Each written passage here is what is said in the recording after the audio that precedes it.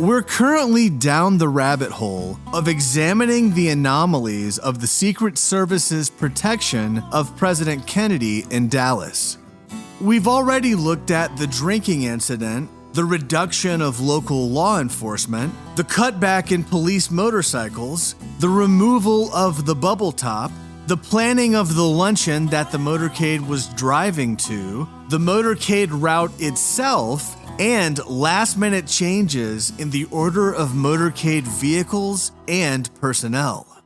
In this episode, we continue to address issues related to how the Secret Service handled security on November 22nd, including the speed of the presidential limo, rooftop security, the removal of agents from the rear of the limo, the threat research with the protective research section, and the presence of Army intelligence in the motorcade.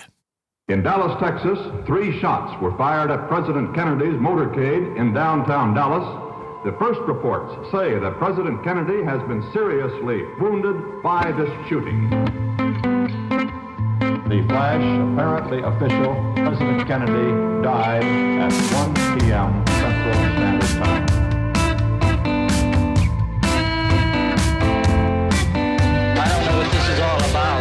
Dallas police this morning resumed questioning the man they have formally charged with the assassination of President Kennedy. I'm just a patsy. The man is Lee Oswald. Was Oswald acting alone, or was he a member of a conspiracy? The mission answers, he acted alone. I'm working on I'm just a patsy. This is Solving JFK. I'm your host, Matt Crumpton.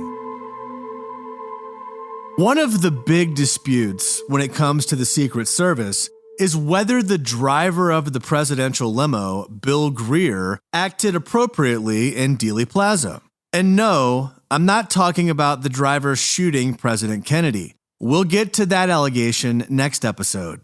I'm talking about whether or not Greer stopped or slowed way down instead of getting out of the danger zone once the shots were fired. The Warren Report says, quote, "The presidential car did not stop or almost come to a complete halt after the firing of the first shot or any other shots. The driver, Special Agent William Greer, has testified that he accelerated the car after what was probably the second shot. Motion pictures of the scene show that the car slowed down momentarily after the shot that struck the president in the head and then speeded up rapidly. On the other hand, according to author and Secret Service expert Vince Palomara, there are at least 59 witnesses whose statements say that they saw the presidential limo either slow down to a near stop or come to a complete stop. The 59 witness statements on this topic make it clear that Agent Greer definitely hit the brakes when he should have been accelerating. The Secret Service typically maintains speeds of at least 20 to 30 miles per hour during motorcades, but in the Dallas motorcade, Greer was going about 11.2 miles per hour after making the 120-degree turn from Houston to Elm. From the Zapruder film and from witness statements, it looks like Agent Greer at least hit the brakes after the first shot was fired. Then, Greer turned around to look in the back seat at the president. At that time, Agent Roy Kellerman, Greer's superior who was sitting shotgun, told Greer to get out of line and hit the gas because the president had been hit. Inexplicably, Greer then turns around once more to look at the president a second time. President Kennedy was struck by the fatal headshot when Greer looked back for the second time. We don't know why Greer didn't put the pedal to the metal. Maybe it was nerves. We'll probably never know. But Greer failed to follow the direction of Agent Kellerman to get out of the motorcade line. If Greer had listened to Kellerman, it's possible that President Kennedy might have lived. In addition to Agent Greer having suboptimal performance in Dealey Plaza, the usual precautions that the Secret Service would take were noted by a reporter on the day of the assassination. Normally, any vantage point, a rooftop, and windows which command a parade route are carefully scrutinized and carefully guarded, and men are usually posted on rooftops along a parade route, particularly if there is any reason at all to suppose that there might be someone in the area who would have such ideas as assassination in his mind regarding the president. These precautions, of course, are taken by the Secret Service for all presidents, as they have been for many years. So, what exactly was the protocol? Luckily, we have 2 books written by higher-ups at the Secret Service shortly before the assassination. The chief inspector of the Secret Service, Michael Torina, wrote in a book that came out in 1962, quote, "If the president is to appear in a parade, agents and policemen are assigned posts atop buildings and on the street along the parade route. If exceptionally large crowds are expected, the Secret Service may call upon the armed forces to station troops along the line of march." Former Secret Service Chief U.E. Bauman wrote in his book, quote, "Every single building and all of its occupants along the parade route had to be checked. We had to have a dossier on each occupant sufficient to guarantee that he was safe. Only then could we grant him the privilege of viewing the parade from his window or rooftop. Both the President and First Lady would have been sitting ducks for a determined lunatic in a window, even if he were a relatively poor shot." Bauman added, quote, "It was always standard procedure for the Secret Service through local police to insist that building managers follow rigid rules to protect the president." Based on what Inspector Torina and Chief Bauman said, the rooftops and windows should have been guarded in Dallas. There should not have been any people in the windows of the Texas School Book Depository building unless they had been vetted. The building manager, Roy Truly, should have been contacted about this in advance by the Secret Service or the police, but that didn't happen. There's no mention of advanced planning in either of Truly's 2 Warren Commission testimonies. It's one thing to have statements from the Secret Service about the proper way to do things, but what was the actual practice regarding rooftops and building windows in other cities around the time of the assassination? In Tampa, on November 18th, there were police or military stationed on the roof of every multi-story building along the motorcade route. The roofs of buildings were also guarded in San Antonio the day before the assassination and in Fort Worth on the morning of the assassination. Advance Agent Winston Lawson told the Warren Commission and the HSCA that he could not recall giving instructions to police to watch building windows, although it was his usual practice to do so.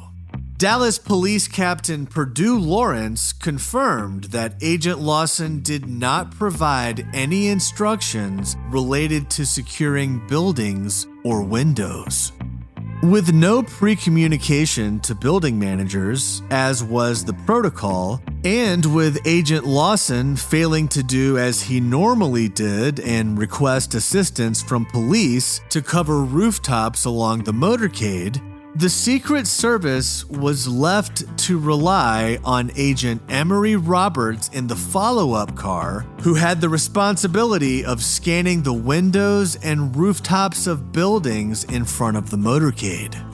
Obviously, Agent Roberts did not succeed in his task. Dallas Agent Forrest Sorrells told the HSCA, quote, During the time we were making this survey with police, I made the remark that if someone wanted to get the president, he could do it with a high-powered rifle and a telescopic sight from some building or some hillside, because that has always been a concern to us about the buildings. Agent Sorrells was also supposed to be on the lookout for people in rooftops or in windows of buildings from the back seat of the lead car. But since the lead car was a sedan with a roof, Sorrells' view was blocked and he wasn't able to do his job either. Even President Kennedy himself was worried about being shot from a window with a high-powered rifle. After the Florida trip, just days before he would be gunned down in Dallas, the president told his assistant, Dave Powers, that he feared an assassination, quote, would be tried by someone with a high-power rifle and a telescopic sight during a downtown parade when there would be so much noise and confetti that nobody would even be able to point and say it came from that window. One of the most obvious anomalies in the Secret Service detail is the removal of 2 agents from the rear of the presidential limo at Love Field. This incident has become famous because of a film where you can clearly see that Agent Henry Ribka was running alongside the left bumper of the presidential limo as it left Love Field, and Agent Donald Lawton was on the right bumper. By the way, no relation to Winston Lawson or HSCA lawyer Belford Lawson. In the film, Agent Lawton moves away from the rear of the presidential vehicle and throws his hands up in disgust 3 different times. After being ordered to stand down, Agents Lawton and Ribka remained behind at Love Field. The person who gave the order removing the agents from their positions at the rear of the limo was Agent Emery Roberts, who can be seen standing up in his seat in the follow-up car speaking to the men. It's clear from Agent Lawton's reaction that he was surprised by this decision and that he disagreed with it. But why did Emery Roberts make this last-second call to remove Agents Lawton and Ribka in the first place? According to Gerald Bain's April 16, 1964 report to Secret Service Chief James Rowley, President Kennedy, quote, told me that he did not want agents riding on the back of his car during several trips in 1961. While Bain was not on the Dallas trip, his statement does carry weight because he was the head of the White House detail. Other than Bain's report, the only first-hand evidence supporting the idea that the president did not want agents on the rear of the car comes from memos from Floyd Boring and Clint Hill, and a memo from Treasury Secretary C. Douglas Dillon, which said, quote, the president had frequently stated that he did not wish to have the gents riding on these steps during a motorcade, and had repeated this wish only a few days previously to agents assigned to him in Tampa. Note here that Dillon does not claim that he personally heard this from the president. He says that agents heard it from the president, but he doesn't say who. Like the Warren report, the HSCA also believed that President Kennedy had specifically requested that the rear limo agents be removed. So we have a fair amount of evidence to show that President Kennedy did not want anyone on the rear of the limo. But are there any counterpoints to that assertion? Yes, there are many. Most notably, Gerald Bain and Floyd Boring, the 2 men who told the Warren Commission that they had personal knowledge that President Kennedy did not want any agents on the back of the car, were later interviewed by Vince Palomara. Bain told him, quote, I don't remember Kennedy ever saying that he didn't want anybody on the back of his car. Similarly, Floyd Boring told Palomara, that President Kennedy was, quote, a very easygoing guy. He didn't interfere with our actions at all. Boring said that Kennedy didn't tell the Secret Service how to do its job.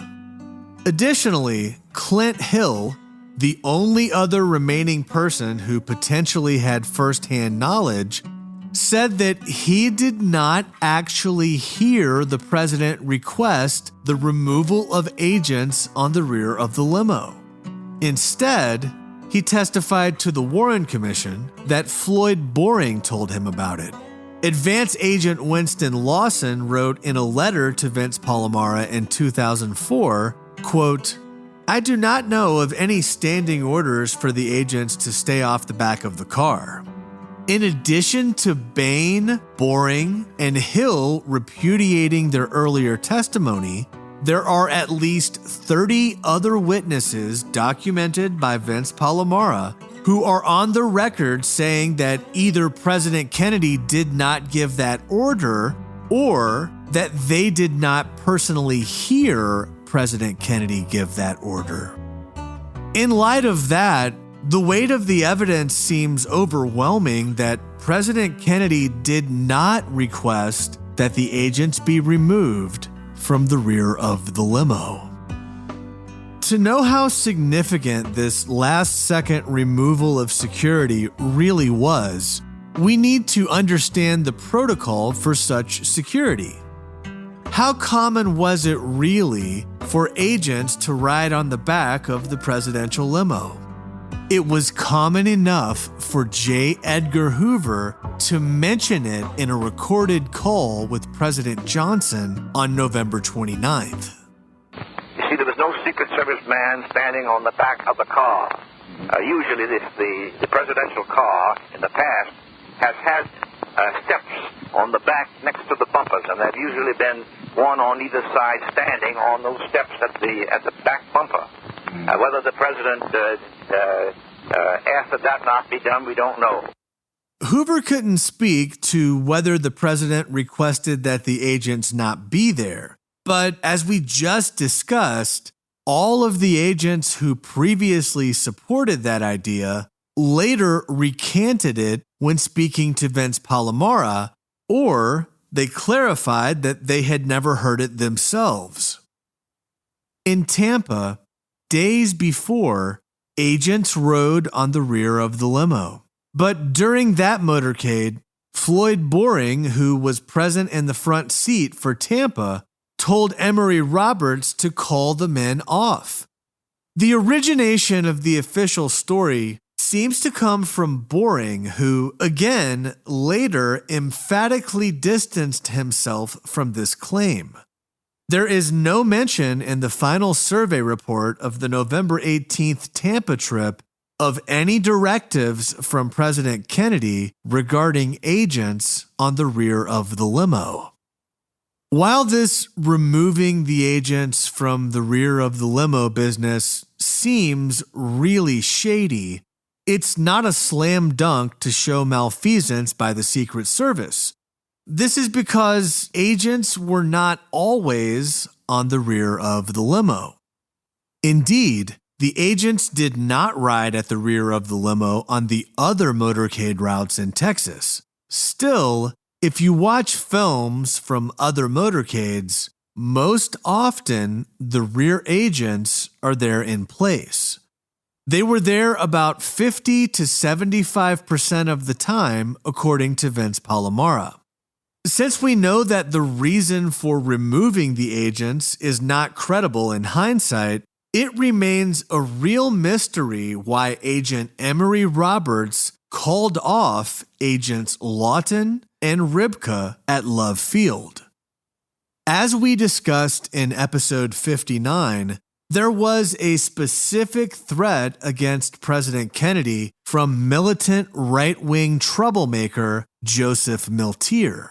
About 2 weeks before the assassination, Miami police informant William Somerset recorded Miltier saying that the best way to kill President Kennedy was, quote, from an office building with a high-powered rifle.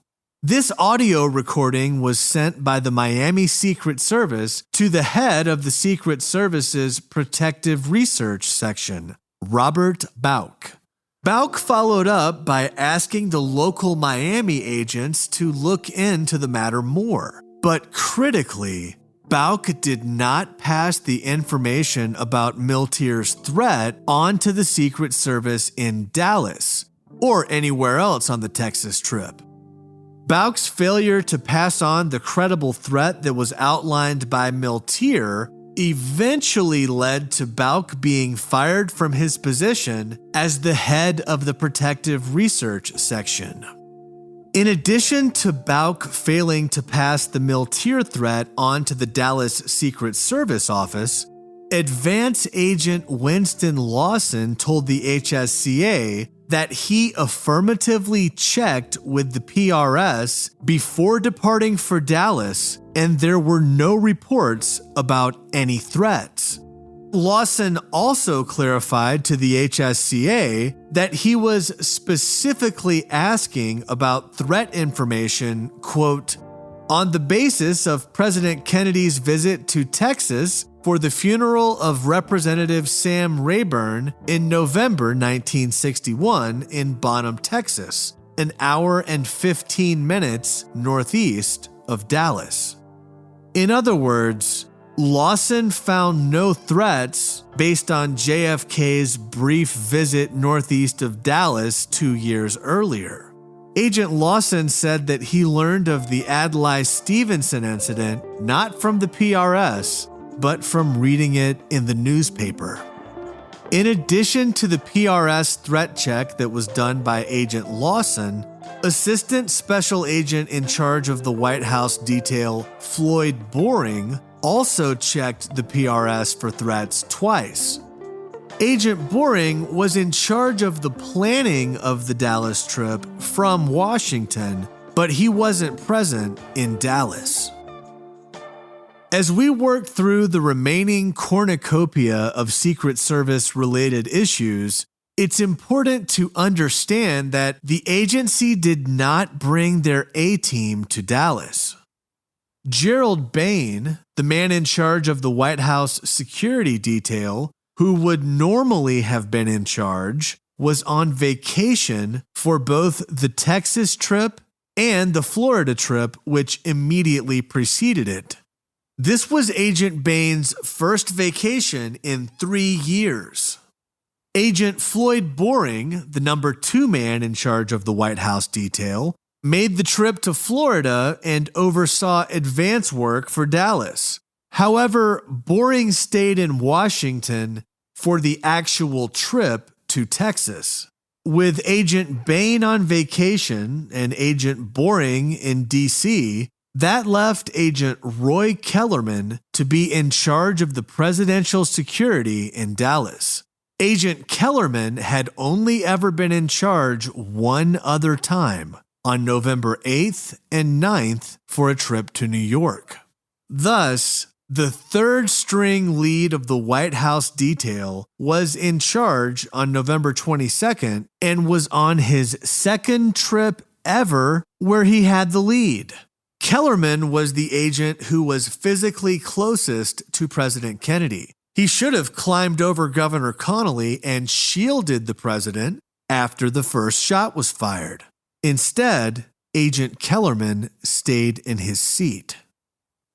Another anomaly with the motorcade in Dallas was an unexpected visitor in the pilot car that day, Army Intelligence Officer Lieutenant Colonel George Whitmire. Whitmire told researcher Larry Happinen in 1970 that he was, quote, along for the ride because Dallas Police Deputy Chief George Lumpkin had invited him. Deputy Chief Lumpkin was also an Army Intelligence Reserve officer. Lieutenant Colonel Whitmire was Lumpkin's advisor in the Army. Just when you think the plot couldn't get any thicker, it turns out that Advance Agent Winston Lawson worked for Army counterintelligence before joining the Secret Service. Agent Lawson told the HSCA he knew that Lieutenant Colonel Whitmire taught Army intelligence, but that Whitmire's presence in the motorcade had nothing to do with Lawson's own prior service in Army counterintelligence. Deputy Chief Lumpkin, the Army intelligence reservist, played a key role immediately after the shots were fired. He ordered the Texas Schoolbook Depository building to be sealed, and he was accompanied to oversee that order by Army Intelligence Lieutenant Colonel Whitmire. Deputy Chief Lumpkin is also the person who chose Marina Oswald's interpreter after the assassination. There were 2 other Army intelligence officers who happened to be in Dealey Plaza that day: James Powell and Edward Croyle. We covered James Powell in episode 4. Powell was a sergeant in the 112th Military Intelligence Division. His office was just blocks away from the Schoolbook Depository building. Powell said that he ran inside the Schoolbook Depository after the shots were fired to call his office and let them know what happened. Army Intelligence Officer Edward Croyle was the Army liaison to the Secret Service. Croyle spent the morning of November 22nd before the assassination with Oswald's FBI agent James Hosty and with ATF agent Frank Ellsworth. We certainly cannot prove that Army intelligence is nefariously involved based on this information alone. Yet, the fact that the Secret Service advance agent, one of the Dallas police who was central to the earliest moments of the investigation, and one of the people stuck inside the Schoolbook Depository when it was locked down, all have clear Army intelligence ties is worth noting. So is the random protocol-breaking invite to Army Intelligence Lieutenant Colonel Whitmire to ride in the pilot car of the motorcade. Are these ties just a coincidence? Or is there something else going on? Next time on Solving JFK, we'll spend a 4th episode covering the Secret Service, including allegations that Bill Greer and George Hickey fired shots at President Kennedy. After that, we'll wrap up this series and be joined for a recap and rebuttals episode by Secret Service expert Vince Palomara. If you heard anything that you believe is out of context, or if you have additional information to offer, you can let us know at solvingjfkpodcast@gmail.com. Please provide citations to the record for any fact that you're relying on. For transcripts, sources, and official podcast merchandise, visit solvingjfkpodcast.com. In Dallas, Texas, 3 shots were fired at President Kennedy's motorcade in downtown Dallas. The flash, apparently official, President Kennedy died at 1 p.m. Central Standard Time. Thanks for listening. Visit solvingjfkpodcast.com for more information. I'm getting tired of